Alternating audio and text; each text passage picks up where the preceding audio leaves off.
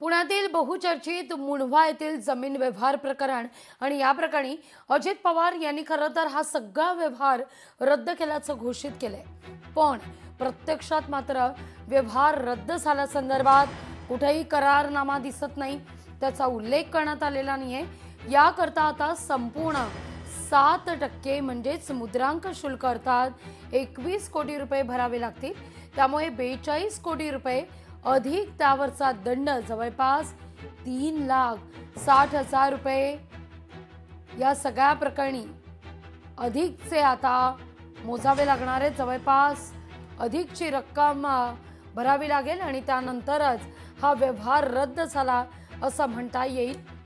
दुसरीकडे खरेदी खतावेळी शीतल तेजवानी आणि दिग्विजय सिंग पाटील हे दोघेही हजर होते आणि त्यामुळे व्यवहार रद्द करण्याकरता या दोघांना सुद्धा हजर राहणं तितकंच बंधनकारक असेल। या सगळ्याविषयी अधिक माहिती करण्याकरता थेट जातोय पुण्याला आपले प्रतिनिधी अमोल धर्माधिकारी यांच्याकडे। अमोल, खरं तर या सगळ्या प्रकरण गेल्या आठवड्यात हे प्रकरण फार गाजलं।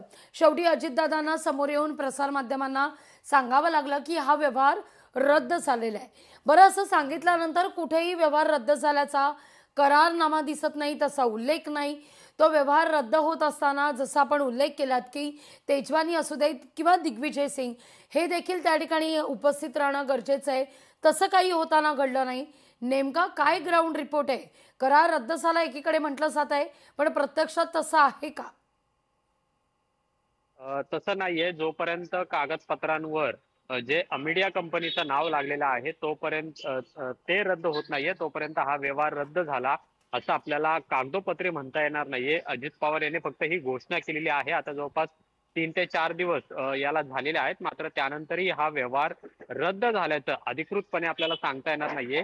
दुसरीकडे हा व्यवहार ज्यावेळेस शीतल खेतवानी ज्या कुलमुखत्यार धारक आहेत आणि दुसरीकडे अमिडिया कंपनी ज्यांनी ही जमीन खरेदी केलेली आहे, असे जे व्यक्ती त्या ठिकाणी उपस्थित होते ते जोपर्यंत तिथं येत नाही प्रत्यक्षामध्ये तोपर्यंत हा व्यवहार रद्द होणार नाहीये। आणि त्यामुळे नेमका आता हा व्यवहार कशा पद्धतीने रद्द केला जातो हे पाहणं महत्वाचं असणार आहे। कारण आपण पाहतोय की सातत्याने हा व्यवहार रद्द झाला असं अजित पवार यांच्याकडून सांगण्यात येते, पण दिग्विजय पाटील आणि शीतल तेजवानी या जोपर्यंत रजिस्टर ऑफिसला म्हणजे तहसील कार्यालयामध्ये प्रत्यक्षात उपस्थित राहत नाही तोपर्यंत मात्र हा व्यवहार रद्द झाला असं आपल्याला म्हणता येणार नाहीये। लोकशाही मराठी ऐका, पहा, जागरूक रहा।